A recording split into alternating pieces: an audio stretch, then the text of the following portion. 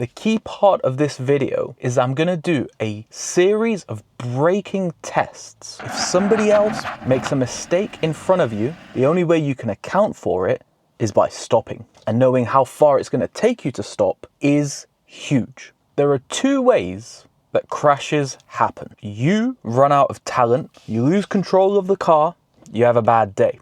We're gonna call this the controllable or the avoidable. Second option is somebody else makes a mistake and you don't have enough braking distance to prevent the crash. We're gonna call this the uncontrollable. Can't control what other people are gonna do, right? Controllables are things that you can affect, things that you should affect. We'll start with these.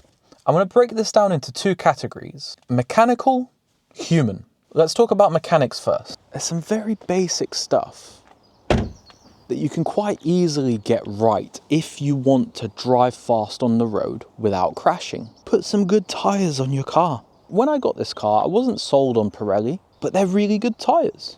You can see I've cooked them a little bit. Any good brand, some Michelin Pilot Sports, some Goodyear Asymmetric, some Pirelli P0s, it doesn't really matter as long as they're decent. Even some Kumo, some Falcon, some Toyo tires are good. Just don't put 4 different brands of Chinese tire on your car and then wonder why you understeer every time you go around a corner. We're going to talk a lot in this video about braking. When we talk about the uncontrollables, the mistakes that other people are going to make around your driving, that's the only way to protect yourself. So make sure your brakes are up to scratch. Make sure they're in good condition. You've got good pads in. You've actually bled the brakes. All of this sounds super basic, but without the basics, we can't talk about anything else. I've got a full video about a checklist before driving fast. It has every item you could possibly need to check on there. Click the video up here to watch it. There's even really simple things, like this morning before I came out for this, I topped up the windscreen washer fluid. Because you never know when you're going to go through a big puddle, it's going to cover your windscreen. If it's the perfect storm where that one time that happens is the one time you don't have washer fluid, you're not going to be able to see. And if you're going 60 miles an hour around a corner, you're going to have a bad day. So just get the basics right. The other set of basics is about you and how you drive and your mindset, the human element. Let's get out on the road to talk about that. If you've got someone in the passenger seat that you're trying to show off to, you're not in the right mindset for driving fast. Changes the way you drive. Similarly, if you're trying to show other drivers on the road how cool you are and how fast your car is, it changes your decision making and your perception and the way you interact with the road. There's also very basic things about knowing how to control your car. Knowing what to do when you get a little bit of oversteer. Knowing what to do when you get a little bit of understeer. These are basics that I'm not going to go into in this video, but I have videos about those that you can find on my channel. If you're handling a car that you're not quite ready for, if you don't understand the difference between driving in the wet and the dry, these are things that can really hurt you when driving fast on the road. By far the best way to avoid self-crashing is to get better at driving. Watch all my videos, do a track day, and slowly build up your pace on the road at a speed that is comfortable. Brake test. People say you should stop in the distance you can see to be clear. The issue with that is I don't think many people know how far it takes you to stop. Is it a lot longer than you think? Is it a lot shorter? And that distance that it takes you to stop is absolutely paramount to be able to make a judgment call on whether you can stop in the distance you see to be clear. So to avoid crashing when driving fast, you need to know how long it takes you to stop. I'm going to do this 4 times. We're going to do it for the first time at 30 miles an hour. I'm going to drive up the road. As soon as I hit this cone, I'm going to hit the brakes. I'm going to watch how far it takes me to stop. The second time, I'm going to do the same thing again at 30 miles an hour, but I want to test if there's an impact due to reaction time. So what I'm going to do is I'm going to continue driving up, and when I hit this cone is when I'm going to take my foot off the throttle and apply it to the brakes. So there should be some amount of distance where I'm not touching the brakes as if I've just reacted to a situation. We're then going to do it 2 more times at 60 miles an hour and see what the braking distance is at 60, and then with the reaction time at 60. I'm in my lovely G87 M2. I will point out I have absolutely massive brakes. These 15-inch brakes are actually bigger than the wheels on my first car. So don't take the numbers that I learned here and use them in your normal everyday car. This is going to stop a lot quicker. Right, first test, 30 miles an hour.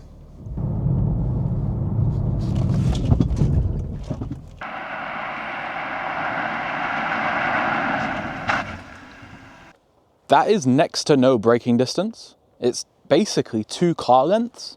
Pretty cool. All right, let's do it with some reaction time.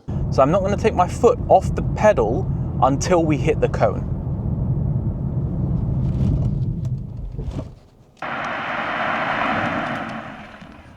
That was even shorter. Even though there was a reaction time and there was a delay, I was better on the pedal, so the distance was actually shorter. 30 miles an hour is less than 2 car lengths or 1 car length. Right then, let's do 60. Now at 60 miles an hour, what we all came to find out.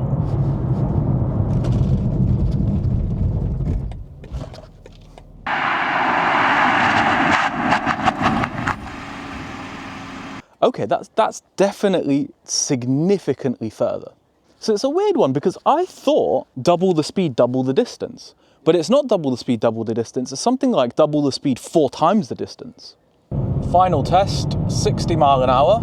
And this time we're gonna have a little bit of thinking time. Oh, it's a bit exciting, isn't it? Bloody hell.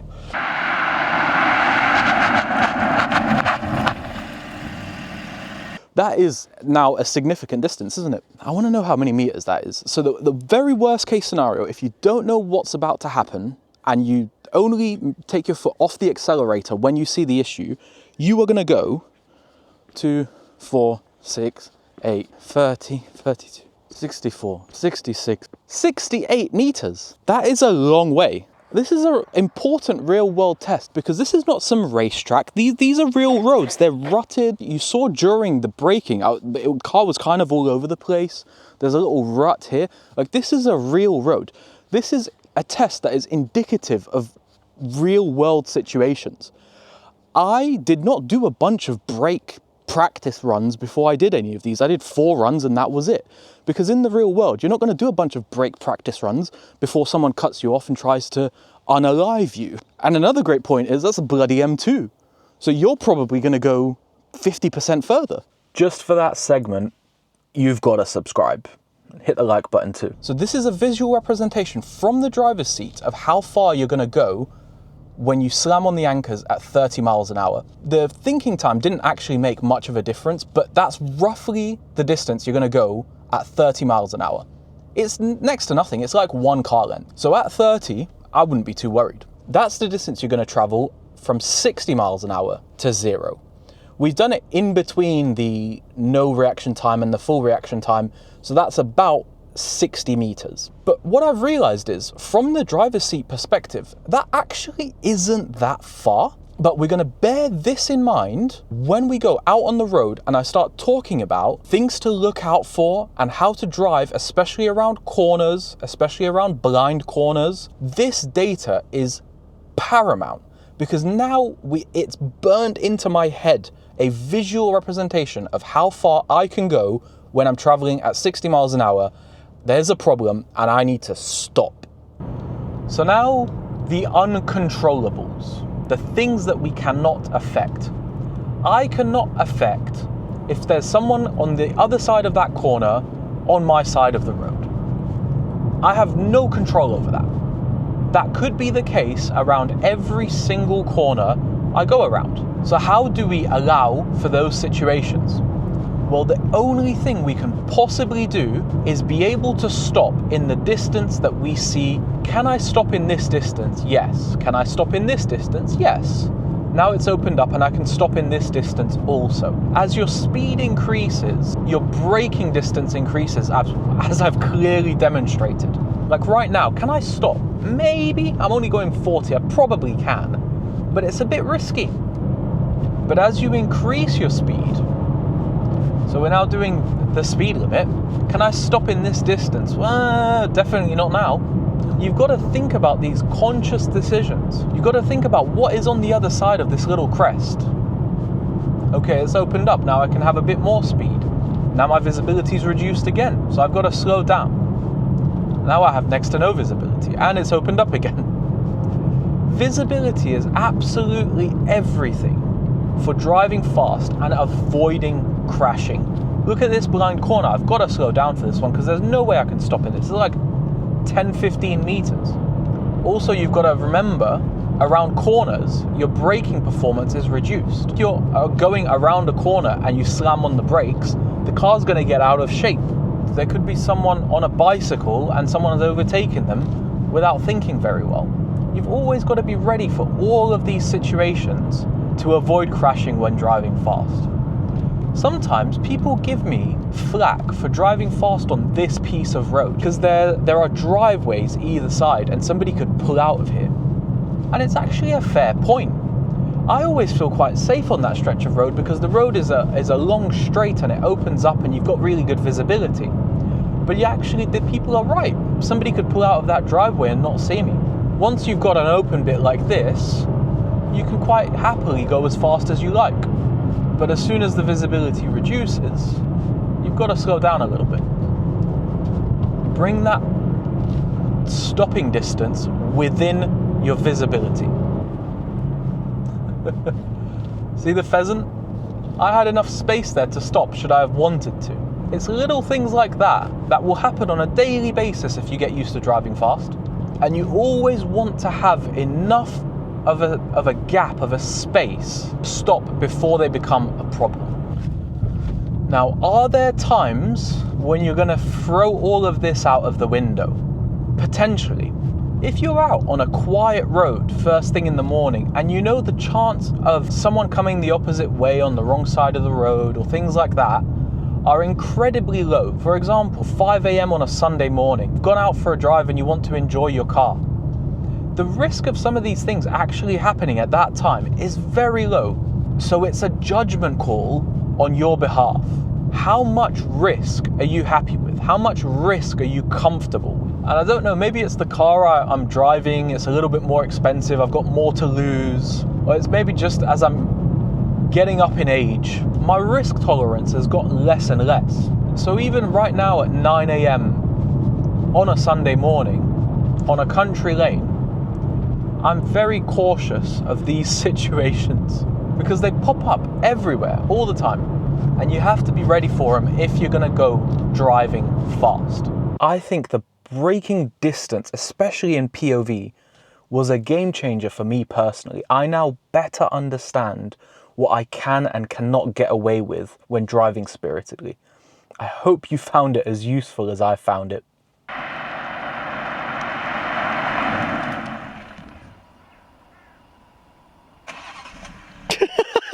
He stalled. Filming a video, yeah, I know it's weird. Happens all the time, mate. You get used to it. I'm just awkward. Okay, right. This line's important. He was there, I was like, make it straight to record a video. He might kill a cyclist. Well, I was actually very careful. I timed it perfectly because I was watching him and I saw the cone and he went past the cone and I was like, all right, I'm going to start moving now so he'll be way past the cone when I come down. It was perfect, mate. Yeah.